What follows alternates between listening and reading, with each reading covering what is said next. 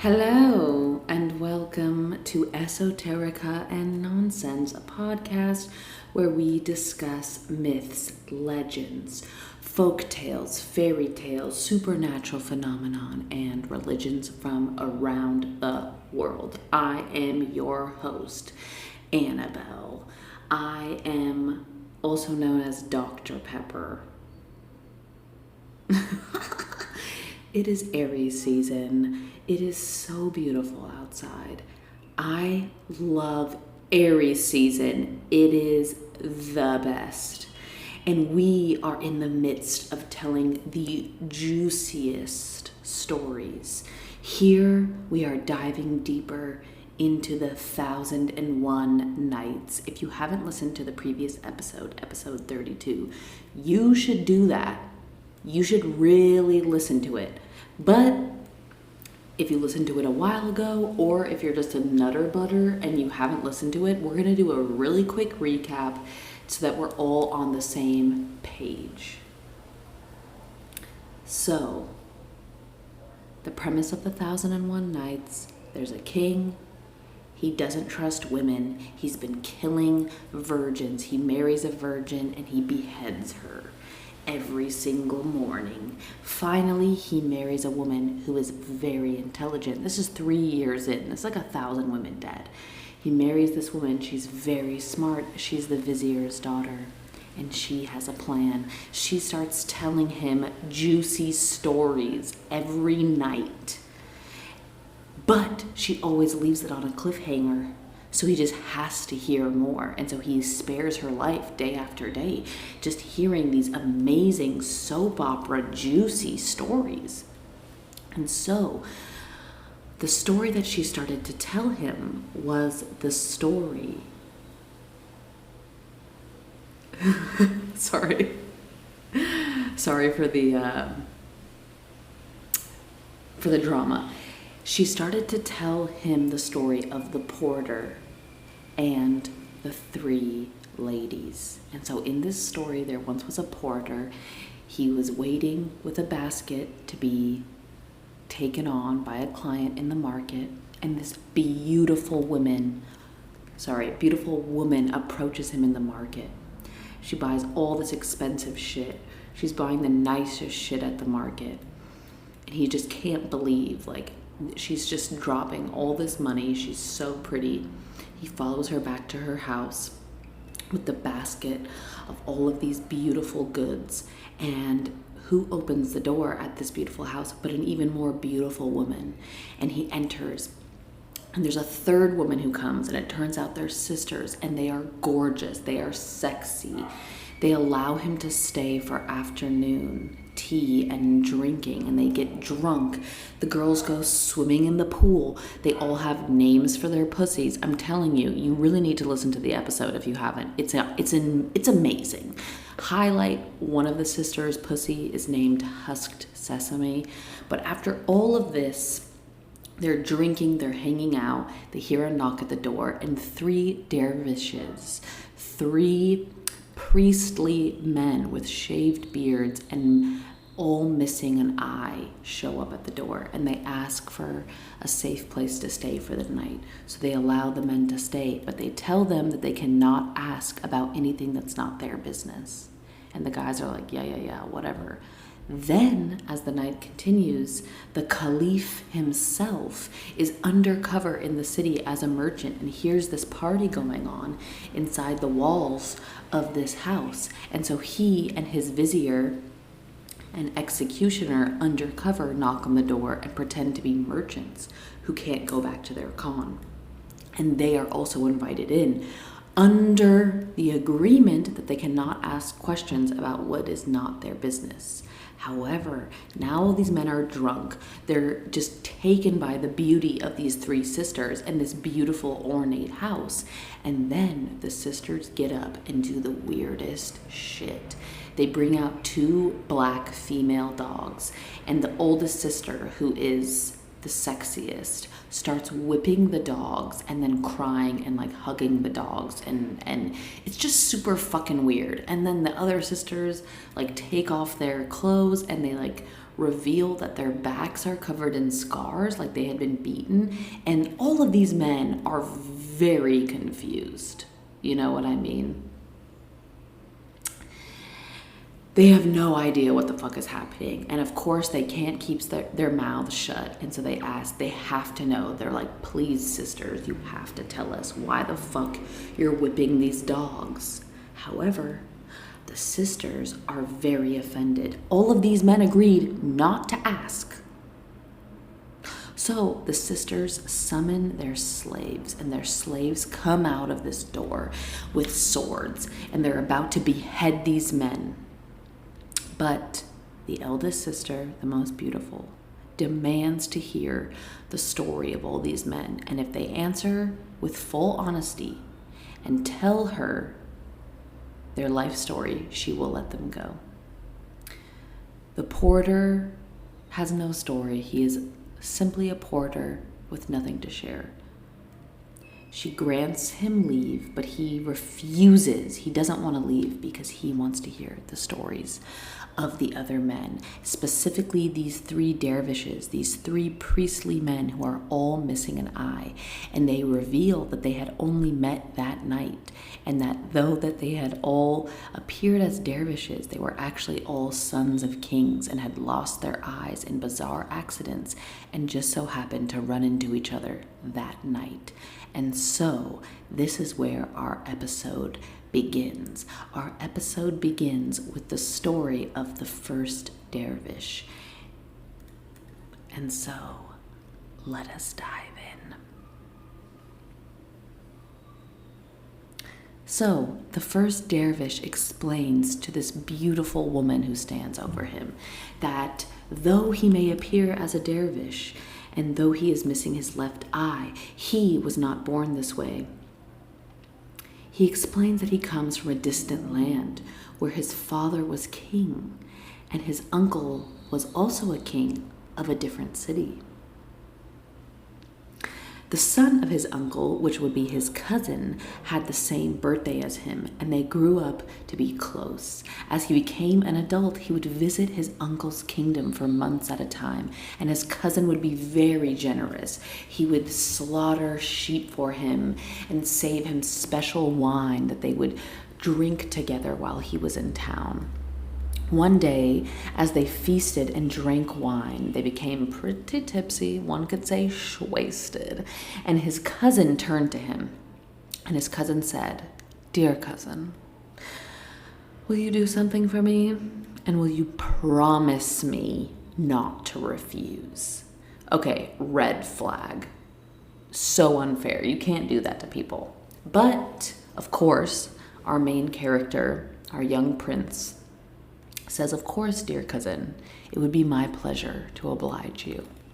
So his cousin leaves, and he comes back with a young woman with a veil over her face, and she is scented with beautiful perfume. So he tells him to take the woman to the cemetery and to take her to a very specific burial enclosure, and he instructs him that he will meet them there. This is a total red flag. This is in the middle of the night, by the way, and they're wasted. So this is a huge red flag. So after a short while, our main character, our young prince, takes this woman to the cemetery. They wait at the burial enclosure, and soon enough, the cousin arrives. He has a bowl of water, a bag of plaster, and a carpenter's axe. I'm not liking this. So he begins to start moving the stones, covering the door of the tomb, and eventually he opens the tomb. Once he's inside, he starts using the axe to comb the dirt of the floor until he uncovers a small iron cover the size of a small door. Oh my God, this is so good. Okay, so the cousin opens this covering, and beneath it lies stairs that lead down into the earth.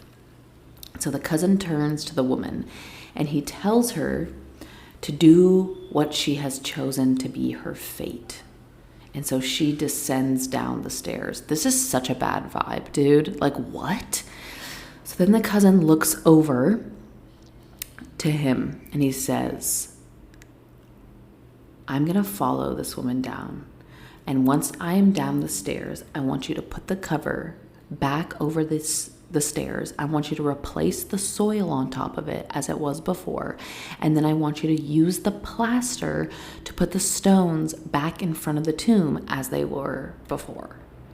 And so the cousin goes down the stairs and our young prince just follows his orders. Like, I'm sorry, I don't fucking care how drunk I am. You best believe that I'm not sealing you in a tomb, dude. And if I, like, minimum, I'm gonna need an explanation. Minimum. Like, this is nuts. This is not chill, dude. This is so not chill. Oh my God. Okay, so yeah, the prince like does his thing. He covers up this trap door. He replasters the tomb. He walks back to the palace of his uncle and drunkenly gets into bed and falls asleep. So while this is all happening, his uncle, who's the king of this city, is on a hunting trip. And the next morning, the prince wakes up and he just feels so shitty. He's riddled with guilt and sadness because he's like, why the fuck did I do that? Like, right, why the fuck did you do that, dude? Like, it just couldn't have been me. Okay, so he's starting to think like, maybe I just dreamt this up. Like, this is so crazy. There's no way that I did this. So he starts like wandering around the palace and he's asking servants if they've seen his cousin, and no one has seen him. No one has heard from him since the night before. And so now the young prince is like, okay, fuck. Like, I really think that like I sealed my cousin in a fucking tomb. So he goes back to the cemetery and he tries to look for this tomb and he can just not find it anywhere. And so he passes every grave. He goes around methodically and he can just not find the tomb. So he goes back to the palace. He literally can't sleep and he's just riddled with distress. He just cannot stop thinking about it. And so the next morning he returns to the cemetery and he just does it again. He just keeps looking for the tomb. And he cannot fucking find it. And he does this for 7 days until he almost loses his mind. He can't fucking take it anymore. Oh, like clockwork, the peppers are at it. Right now, I'm drinking an iced ginger may cold brew. You guys, do I have to close the window again? Okay, I'm gonna close the window. Give me a second.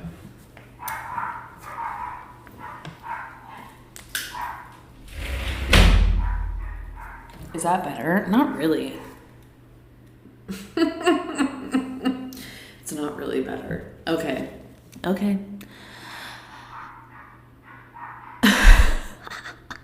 Okay. So now 7 days has passed. Our young prince has lost his mind. And he cannot stand to stay another day at his uncle's palace. So he decides to go back home and visit his father's palace. So on returning to his father's kingdom, he is standing at the gates and he's immediately attacked and bound by his father's servants. He's completely confused because he's the prince of this city. And so he asks these guards and servants what the fuck is going on. And these men explain to him that since he has been gone, that time has caught up with his father. And his vizier had killed his father and usurped the throne. Fuck. So they had been instructed by the vizier, who's now the new king, to watch over the gate for when the son would return. So immediately the prince is anxious because he has had a long-standing beef with this vizier who is now sitting on the throne of his dead father. And it all started many years ago when the prince was a child. He accidentally shot the eye out of the vizier as he was trying to shoot a bird with his bow and arrow. Oopsies. Yeah, honestly, that's brutal. But of course, because he was the prince, the vizier could not scold him or punish him. And from there, the beef grew. And honestly, I'm not even mad at this vizier. Like, that's kind of fair. I would be fucking pissed. So the prince is escorted into the city, where he is taken in front of the vizier. And the vizier demands that his head be cut off. The prince is kind of annoyed. He's like, I shot your eye out by accident. Like, come on, dude. And the vizier is like, well, if you did it by accident, know that I am doing this deliberately. Trust and believe that I'm murdering you deliberately. Ice cold, bro. Ice fucking cold. So the vizier motions for the guards to bring the prince forward, and with his bare motherfucking hands, he plucks out the right eye of the prince. Ugh, this is fucking metal. Pause. I'm pretty sure in the last episode I said that all of the dervishes only had left eyes. Or maybe their left eyes were missing. I forget what I said, but their left eyes remain and all of them are missing their right eye. Okay, whatever. So the vizier takes out his right eye with his bare hands. And then the vizier has the prince tied and placed into a box, and he instructs the executioner to have his way with him and to leave his body outside the city and be left to the birds and beasts to pick away at his corpse. This is ice fucking cold. I'm sorry. These stories are riveting. Okay, so the executioner takes the prince out of the city and he brings him to the middle of the desert. And before he's about to kill him, the prince begins to cry. And he recites a poem to the dear executioner, whom he has known literally his whole life, and whom he and his father has been very good to and done favors for. So he recites this whole long poem, but the end of the poem struck the heart of the executioner with these lines. I thought my brothers were a coat of mail. They were, but this was for the enemy. I thought of them as deadly shafts. That's hot. They were, but their points pierced my heart. Oh my God, the poetry. Hold on. Yeah, I had to turn my lights on. Much better. So as the executioner hears this poem, he feels terrible. And so he tells the prince, like, I owe you one. I'm at service to you. You've been good to me. So the executioner unties the prince and he lets him go free. However, he warns him to never return to the city, as it would lead to both of their deaths. So at this point, the prince returns to his uncle's city for safe haven. And on arrival, he shares with his uncle his terrible fate. And at this, his uncle bursts into tears. And he explains that he was already riddled with sorrow before hearing this news, because, of course, his son has been missing for days and no one has heard a single thing. His uncle cried and cried and cried and cried. But then after, he began to gather medicine to treat the prince's missing eye. And as he looks at it, in the description, they describe it as a hollowed almond shell. And so as the uncle looks at it, he says, it's better to lose your eye than to lose your life, which I could agree. So at this, the prince literally couldn't take it, and he felt so bad. So he decides to tell his uncle the entire story regarding his cousin. So at this, his uncle is delighted. He's excited. He is like, my son is alive. So he asks him to take him to the cemetery and show him which tomb he's buried under. However, the prince explains that for days he's been trying to find it and he literally couldn't. But alas, they go to the cemetery and the prince recognizes the tomb. And so they remove the stones from the outside of the tomb. They find the cover, they lift it, and they descend down the stairs. They climb down 50 steps, and at the bottom they are engulfed in thick smoke. They walk further into the underground space and they see halls filled with flour, grain, and fruits. And at the end of the hall, they see a curtain hanging over a couch. So they approach. And as they approach, they see his cousin and the woman locked in an embrace. And they are charred and burnt as if they've been thrown into a fire. Brutal! So, as the uncle sees this, he spits in the face of his dead son.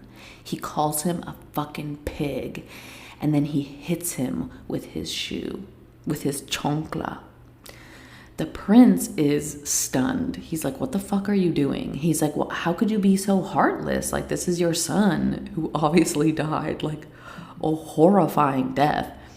And his uncle tells the prince that from a young age, his son was fond of his sister, and so he would keep them away from each other as children. But as they became adults, they committed the unthinkable sin, which I think we all know what that is. And he had warned his son that if he had ever done it again, it would disgrace the kingdom, disgrace his legacy as a man, and that he himself would personally kill him. And so the uncle had tried his hardest to keep his children away from each other, but to no avail. It was clear that the cousin had built a secret chamber and had stocked it with provisions so that he could live with his sister bride in secret. But Allah consumed them both in fire for their terrible sin. And the uncle assured his nephew that punishment in the next world would be much harsher, much stronger, much more painful. Oh my God, brutal, fucking brutal. At this, the uncle cried and cried. And he turned to his nephew and he told him, "You will be my new son." At this, both of the men cry in remorse for their fucking traumatizing last few days. And they walk out of the tomb, they restore the trapdoor, they replaster the rocks, and they head back towards the city. However, on returning to the city, they find a commotion. And they learn that the evil vizier who had usurped the throne of the prince's father had assembled a Bedouin army and seized the city in a surprise attack. The uncle was killed on sight, and the prince barely escaped, and he fled to the edges of the city. But he knew that he only had a short amount of time before he was discovered. So he thought quickly, and he realized that his best bet was to disguise himself. So he shaved his mustache and shaved his beard so no one would recognize him. And he changed his clothes to that of a dervish, a holy man. And he successfully escaped the city. He then made his way to Baghdad, hoping that someone there would help him by the grace of Allah. And as night fell, he saw another dervish in the street and began to talk to him. As they talked, they were joined by a third dervish. And of course, these are the three dervishes, all missing their right eye, all with shaved beards and mustaches. And together, the three wandered the streets until they came to the door of the three beautiful sisters. The third sister, the most beautiful one, granted the dervish permission. She said, "You may leave the house. You have told us your story." But of course, the dervish begs to stay, as he truly wants to know how the other two dervishes had lost their eyes, had shaved off their beards and mustaches, and had ended up in Baghdad. And so the sister turns to the second dervish and she says, "Tell us your story."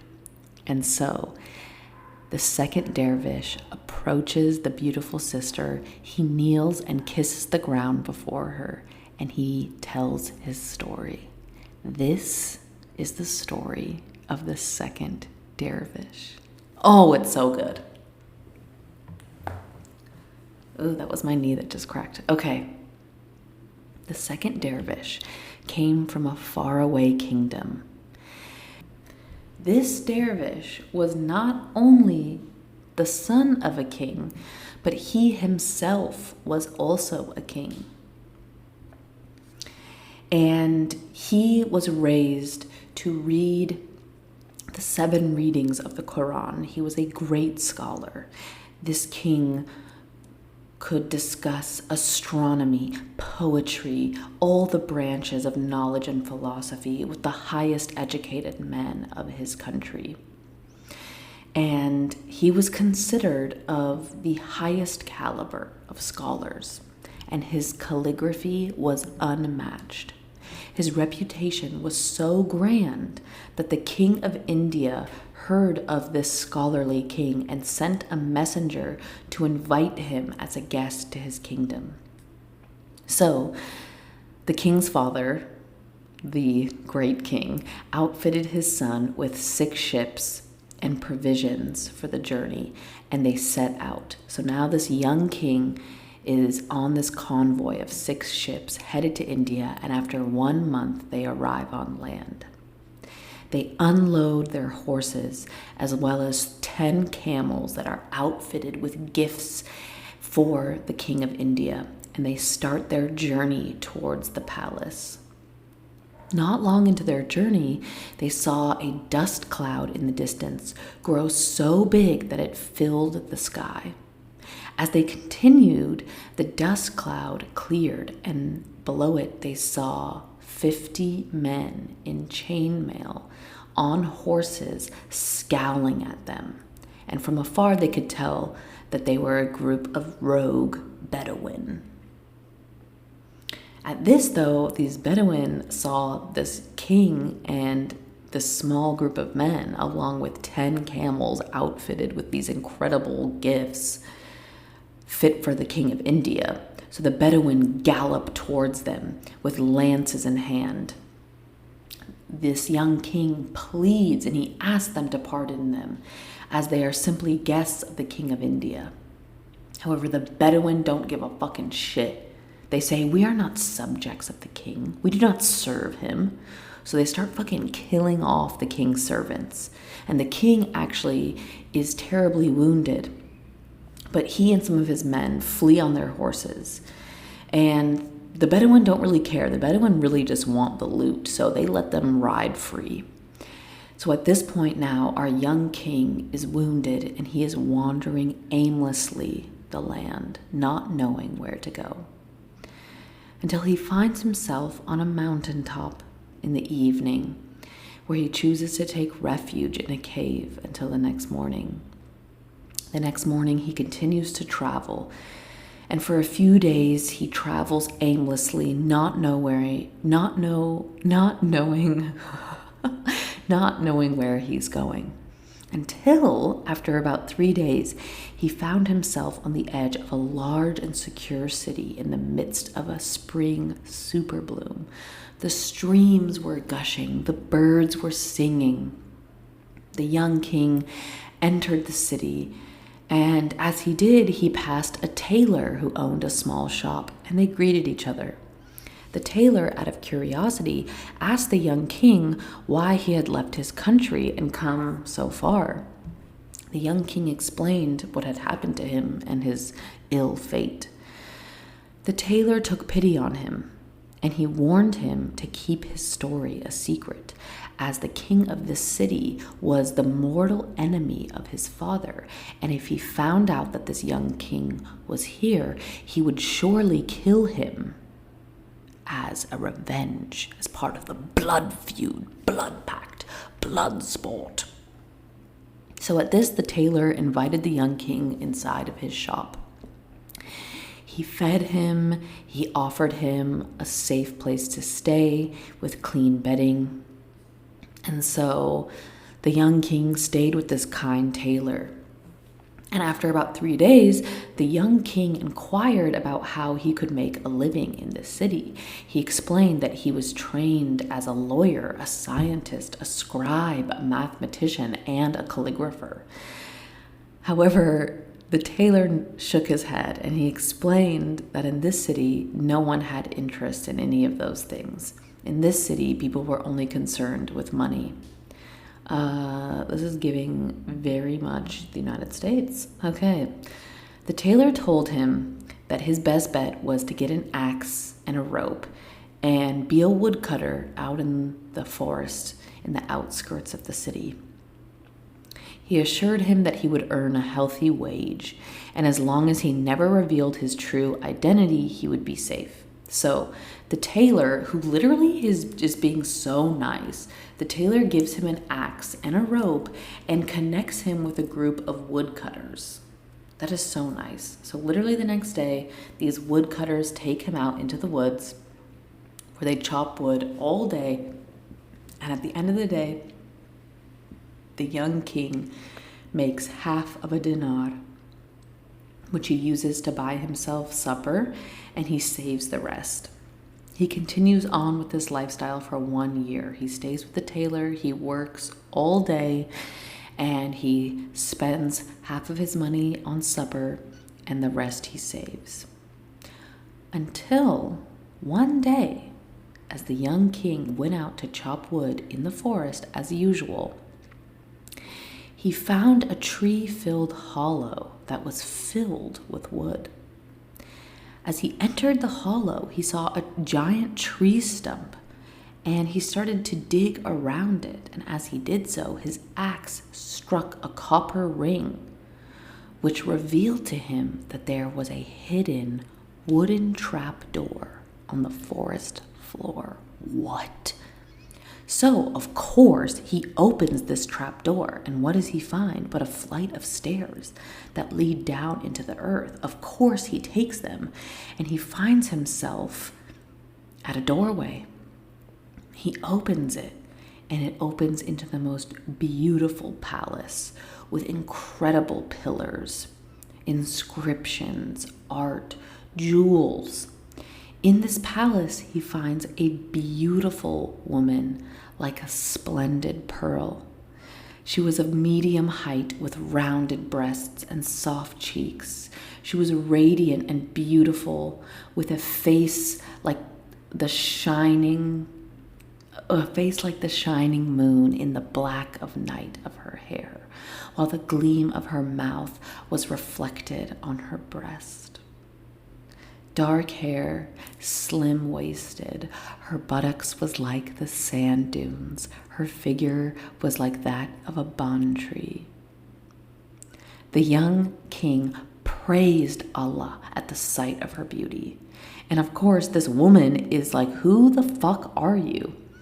So she turns to the young king and she says, are you a human or are you jinn? He assures the beautiful woman that he is human. And the woman is so confused to see him there. She explains that she has been in this underground palace for 25 years and that she has seen no other human in that time. The king loved the sound of her voice, and literally he's obsessed with her. She's like the hottest woman he's ever seen. He cannot get enough. And he tells her that this must be a gift from Allah to find her here, and that it has lifted his sorrows. He begins to tell her his story and how he ended up here in this faraway land as a woodcutter. And at the story, the woman weeps, hearing of his hardships. After he finishes, the woman tells him her story. She was in fact a princess, daughter of King Iftamus, Lord of the Ebony Islands. I tried to look up the Ebony Islands. I don't know where they are. If you know, email in. Her father Iftamus had given her away to marry her cousin. However, on the wedding night, the princess had been snatched by an ifrit. An ifrit is a demon of the underworld, or aka one who is among the jinn. So it's like a classification of jinn, a jinn of the underworld. This ifrit was named Dervishes, son of Rajmus and Iblis. Dervish flew off with the princess and hid her away in this underground palace. He supplied her with food, with beverages, with furniture, fabrics, anything you could want. And every 10 days, he would return and stay one night with her, and after he would leave again. He had her in secret, as he had not told any of his own people that he had stolen the princess. He promised the princess that if she needed anything at any point, that she could place her hand on these 2 engraved lines on the wall underneath a great dome, and he would appear in no longer than a moment. The princess explained that the Ifrit had been there 4 days ago, so that there were 6 days until the Ifrit was to return. So she invites the young king to stay for 5 days and to leave on the 6th. So of course, the young king says, fuck yes. He is so happy. He has hit the jackpot. So she takes him to a decadent bathtub where they bathe together. And after they eat, they drink wine. They're relaxing, they're chatting. And soon the princess invites him to sleep. She says, rest, you must be tired. Oh, the peppers are barking again. When he awakes from his slumber, the princess is massaging his feet. Oh my God, this is like every man's wet dream. I mean, honestly, this is my wet dream, so I can't even judge. She's massaging his feet and they begin to talk. At this, the princess becomes emotional and she expresses how happy she is to have a human companion. They eat and they drink and they spend the night together, and it is the best night of the young king's life. And the next day, they awake, they have a lovely morning, and they begin to indulge in all of the food and drink of this palace. So, as to be expected, by midday, the young king is sloshed. He is drunk. He is schwasty. And so, I mean, we all know where this is going. He has decided that he's in love with the princess, obviously. I think we all are. And he's decided that, like, he's not afraid of this Ifrit. Fuck this Ifrit. And so he's like, okay, I'm gonna summon this little fucking Ifrit, and I'm gonna handle it, and then we'll just be together forever. And the princess literally laughs at him. And she's like, you need to relax. You should be content with this arrangement. You get to spend 9 days with me, and only 1 day will you leave when I'll spend with this Ifrit. Like, do not play with fire. You know, this is like, please. But of course, this young king is sloshed and he is not having it. And so he fucking judo kicks the magical inscription on the wall. Like, this is so fucking typical. That's why these stories are so good, because like, this is so typical. This is what a man would do in this situation, right? And like, I get it. I also would want to save my new girlfriend, but like, you're drunk and you're going to judo kick the wall to summon a demon of hell. Like, this is a huge mistake. So,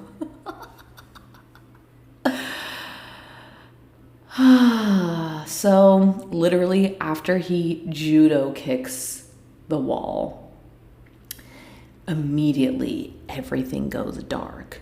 There's thunder, there's lightning, the earth is shaking, and immediately the young king sobers up, and now he's fucking scared. Yeah, now you're fucking scared.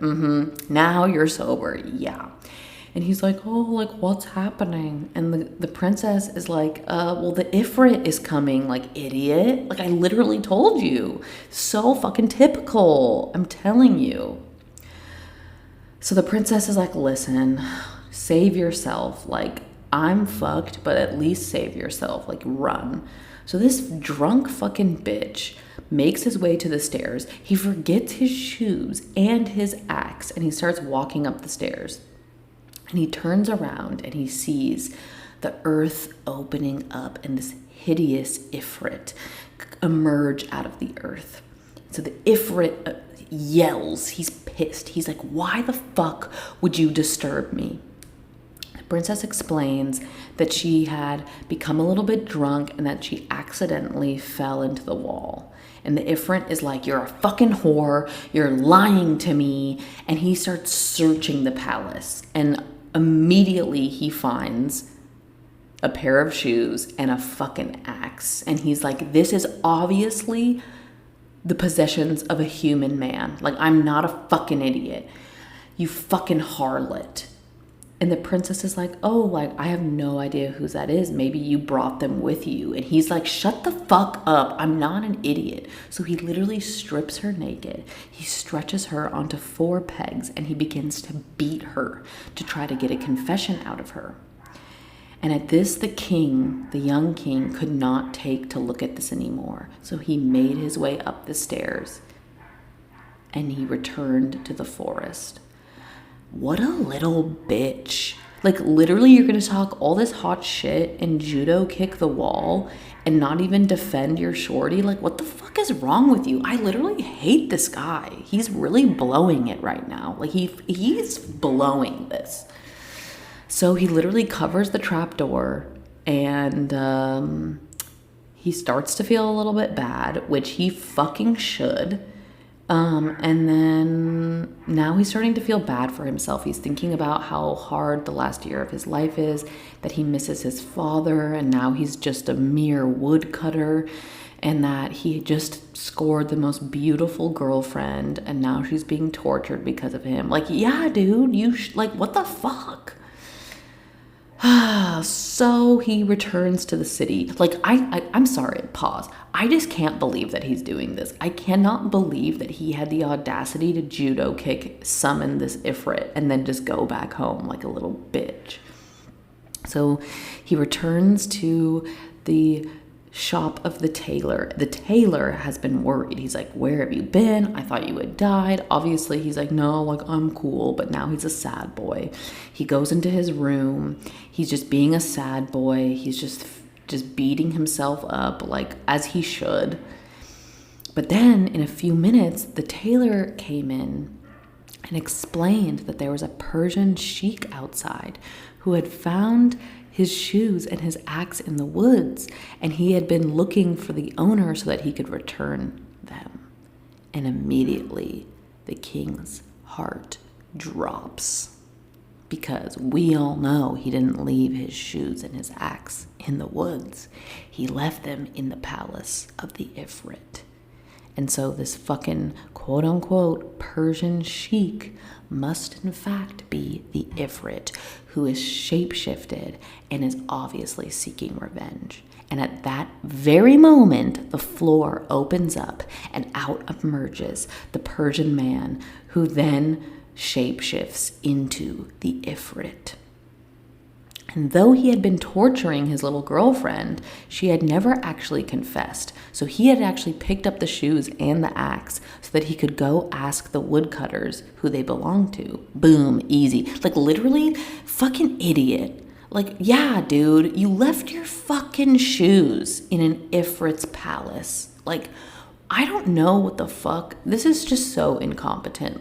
See, and that's the thing. This is why we need to stop dick riding like princes and kings. Like, they are raised to be pampered. And I don't care how smart they are. I don't care how educated they are. Like, this guy is brand fucking new, dude. Like, this is so stupid. Okay, so now the Ifrit just snatches the young king. He flies him back to the underground palace. And there they see the woman stretched out. She's naked. She's bleeding from her sides. And the girl is still like, no, I've never seen this guy before. I've never seen this man in my life. He's a total stranger.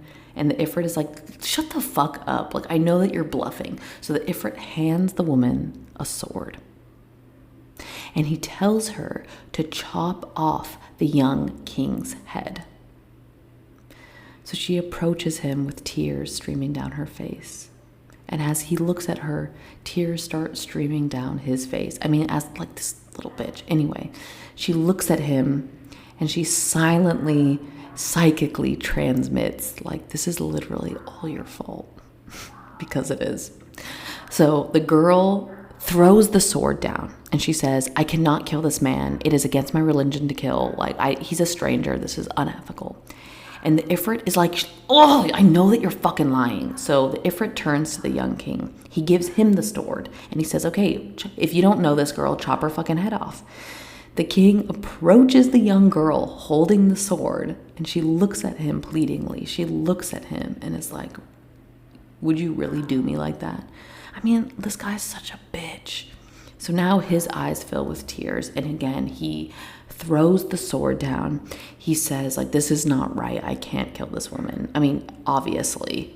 So at this, the Ifrit knows that the woman is lying, and he is determined to make her pay. So he cuts off her right hand, and then her left hand, then her right foot, and then her left foot. And at this, she stares at the young king as she's bleeding out. And the Ifrit is like, you make sexual advances with your eyes, you bitch. And so he cuts off her fucking head. And just like that, in 5 blows, this woman is just emaciated. So with this, the Ifrit turns to the young king. And he explains to him that he took this princess on the night of her wedding when she was not but 12 years of age, and that she had been with no other man, and that in the law of his people that he could kill a cheating adulterer wife. However, he had no proof that this young king was in fact guilty. So instead of killing him, he would grant him a wish. Basically, he would spare his life and let him choose what animal he wanted to be transformed into. A dog, perhaps? A donkey? An ape? At this, the young king cries, and he explains, he screams, he says, I have been wronged. And the young king turns to the Ifrit, and he says, forgiveness befits you, Ifrit. So forgive me as the envied forgave the envier.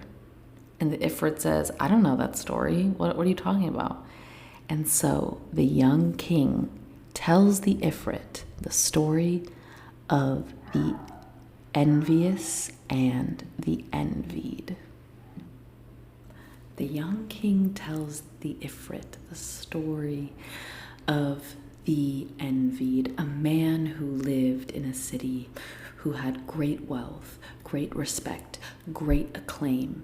Meanwhile, his neighbor, the envious, would watch him with disdain. He hated that his neighbor had all of the nice things. He had a respect, acclaim, a beautiful wife, and for years he would watch his neighbor. He would be upset, and he writhed with jealousy.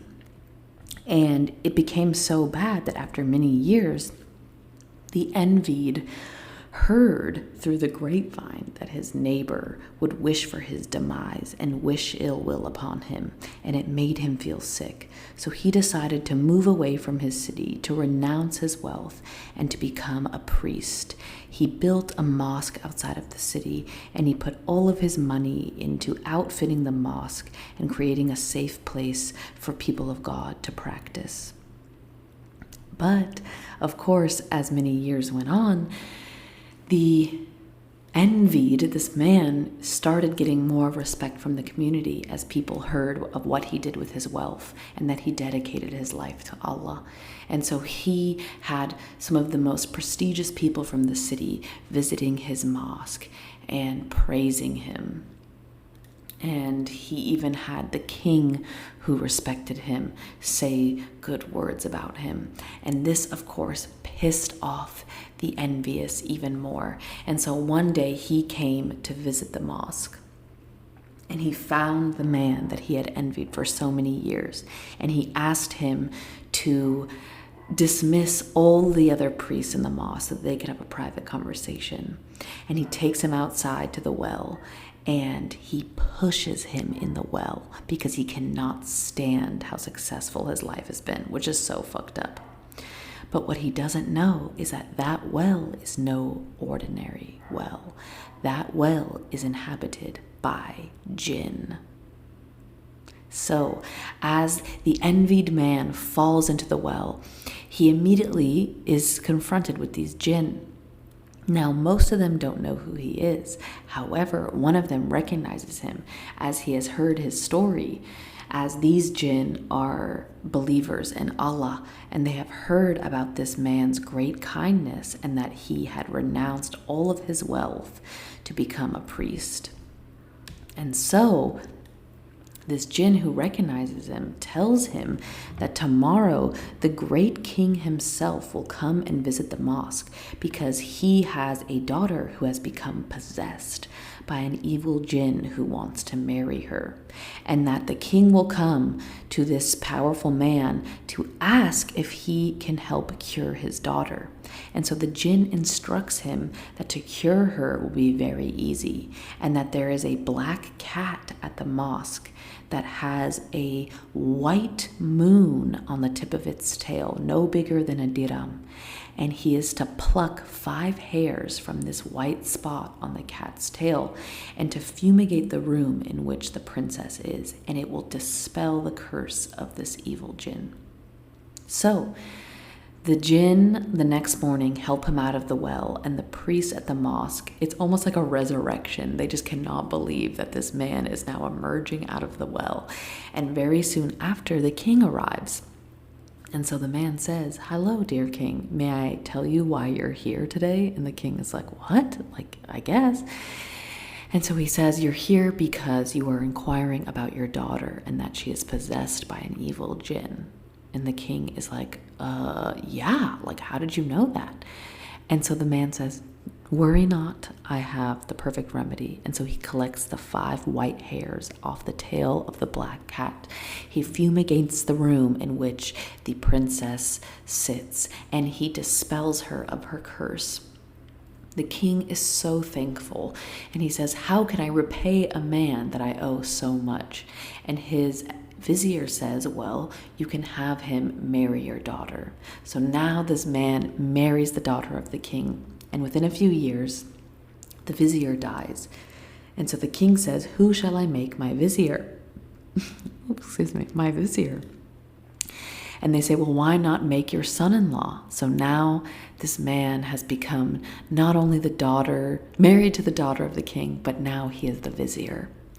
And then, but a few years later, the king himself dies, and he had no male heirs. So who becomes king but the vizier, this man? And so now he is the king of this city.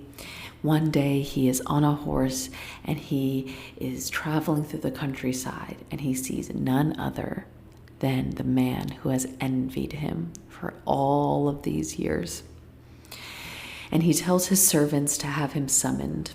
And he tells the man that he shall be rewarded with pounds and pounds of gold and camels and wealth, and that he shall be escorted back to his home with guards with all of his new wealth.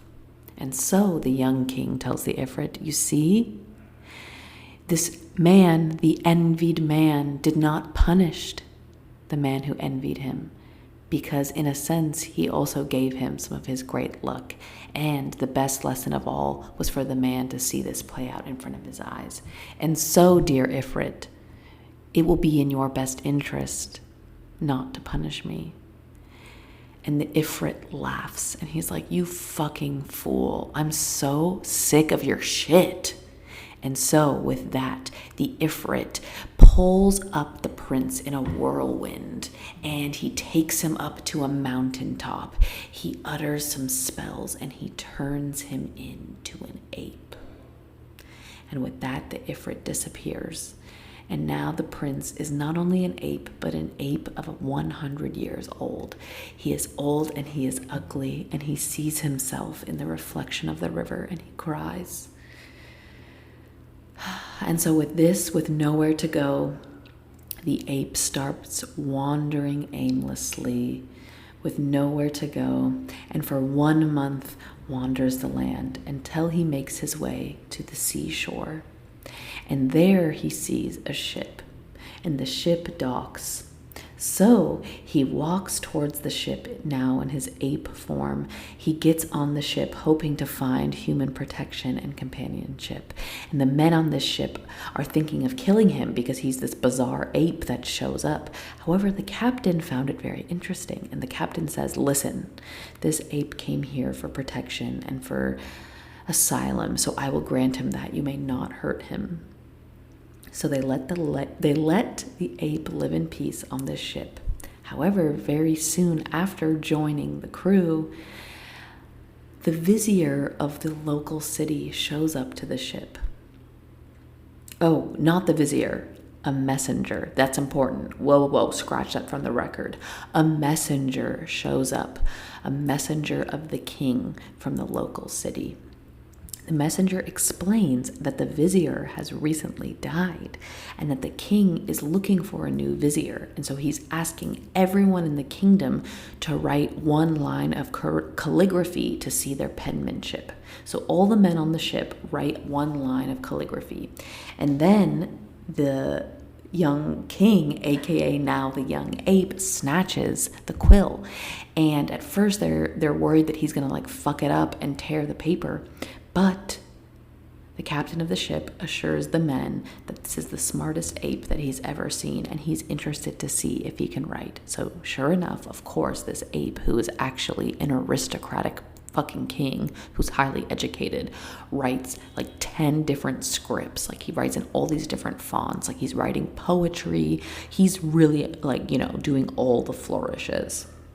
So, of course, the messenger reports back to the king. The king looks at all of the samples of calligraphy, and only one is fit to be the vizier. And who is it but the ape, the king, the young king himself?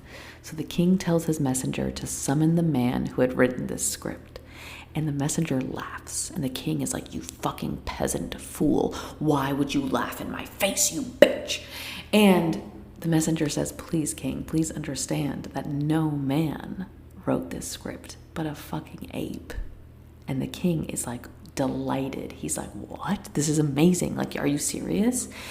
And the messenger explains that the ape is a possession of a ship captain. And so the king decides to purchase the ape. He sends a large sum along with all these fancy clothes, and they tell them to dress the ape up and to have live music playing as they lead him back to the palace. So at this, now the young king, who is now in ape form, is at the palace, and the king is so delighted to see him, and he has him write in calligraphy to see with his own eyes this very educated ape. And so, of course, he pulls out all the stops. He writes all this poetry. He's shifting up his fonts. He's really just showing out for the king, and the king just can't get enough. So then the king pulls out a chessboard, and he's like, do you play chess? And so the ape nods his head, and they play 2 games of chess, both of which the ape wins. And so the king is like, you're amazing. And after winning, the ape writes a little poem about victory and war, and the king just can't get enough. So after all of this, the king is like, listen, I need my daughter to see this. So he tells his servant to go summon his daughter. So after a few minutes, his beautiful daughter comes in. However, she's unveiled. And at the sight of seeing the ape, she throws her veil on and she says, Father, why would you not tell me that there's a man in here? And her dad is like, what are you talking about? There's only a eunuch and my servant. There's no men in here. And his daughter says, oh, but there is. That ape is none other than a young king from a faraway kingdom who was cursed by an ifrit named Dervishes, son of Iblis. And he has been cursed for laying with a woman who is possession of this ifrit. And the king turns to the ape and he says, is this true? And of course, the ape nods his head. Of course it's true. So the king turns to his daughter and he says, how the fuck do you know this?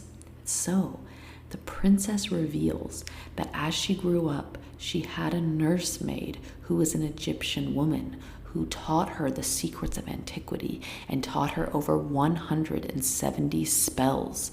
And if she so pleased, she could destroy the very city that they live in and turn it into nothing but a lake. Pause. This is one reason why we need to have more representation of women and more stories about women, because I kind of don't care anymore about this fucking guy who was born a prince, who's now a king, who is now an ape. I want to hear the story of this princess.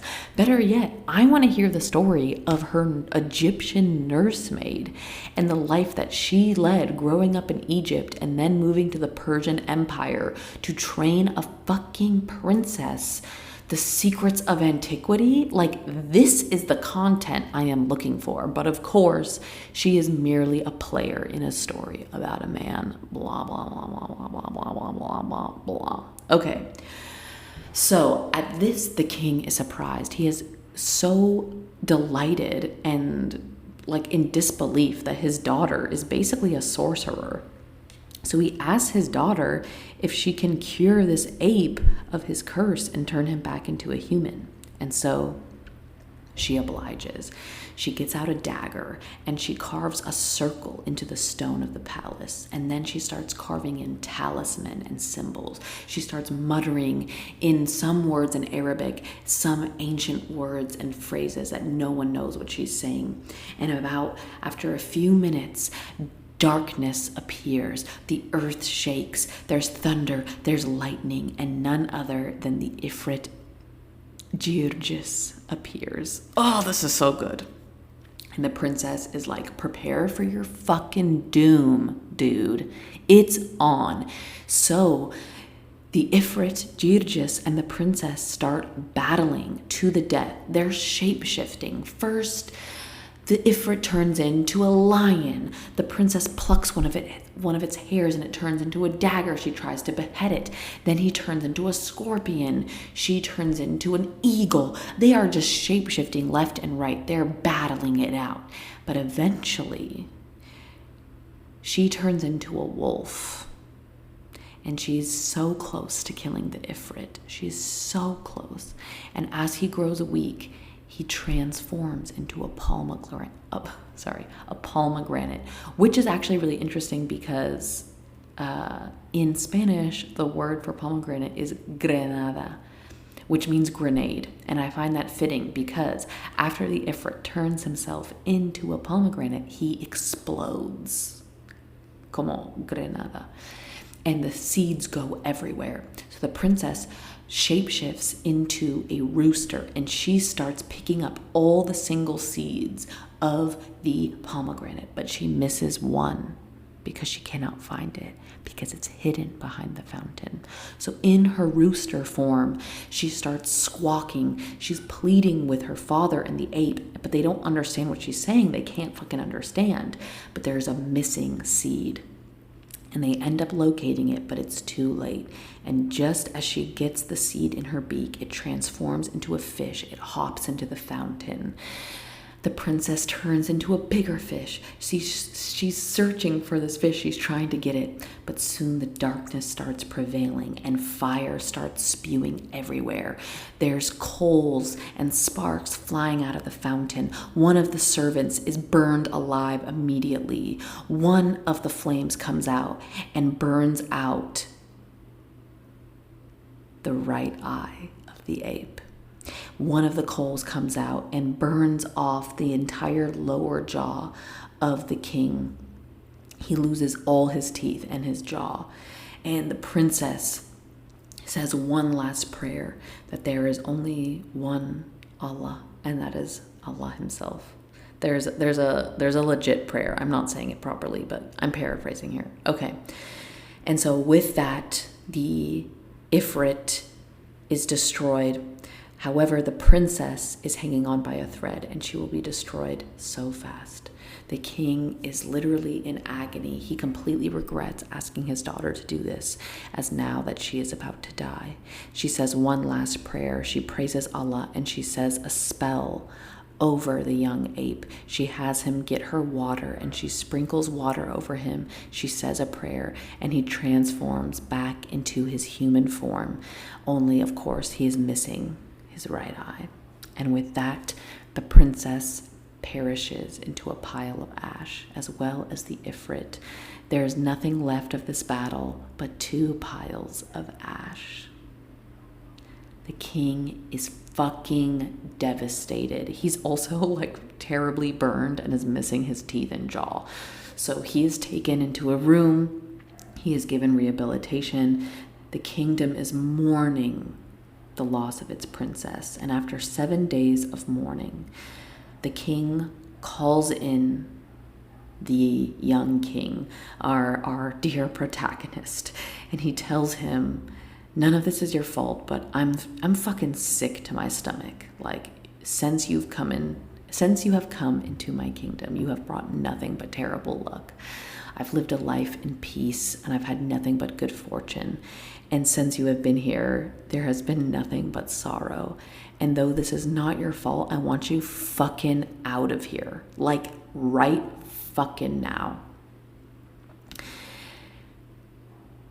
And if you come back, I will kill you. And so, of course, the young king obliges, and he leaves. And of course, he understands why, and he cannot believe that after this wild journey, this wild fucking goose chase, that he is still fully alive and has really only lost one eye. He cannot believe it. And so he travels for 1 month. He finds a city, and out of sadness, he shaves off his beard and mustache. He covers his head in ash and decides to become a dervish, simply out of love for Allah and for all that he has been through. So for months, he wanders the land, and he travels from city to city with nowhere really to go, and no one that he knows.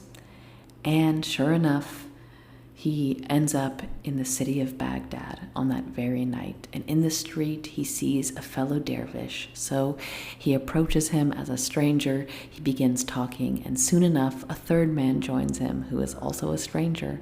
And now these 3 men, these 3 dervishes, all missing their right eye, start wandering the streets of Baghdad looking for a place that they can stay without knowing each other's names, without knowing each other's story. And sure enough, they find themselves at the door of the 3 sisters. And with that, the second dervish says, "That is my story, dear mistress." And she says, "All right, you are pardoned. You may fucking leave." And he's like, "Please, I beg you, I would love to stay because I need to know the story of the 3rd dervish."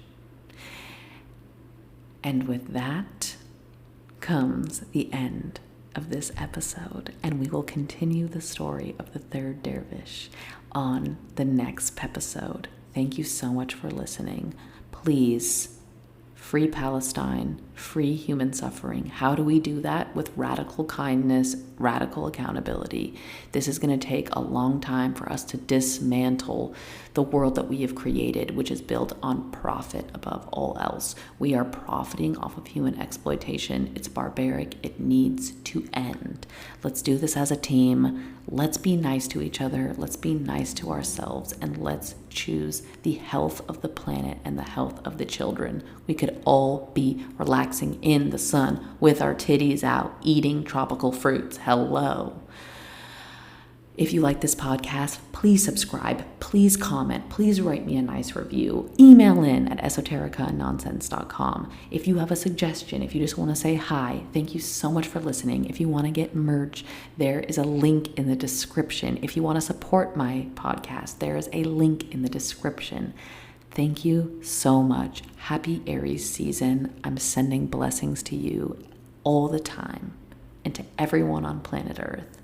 Over and out.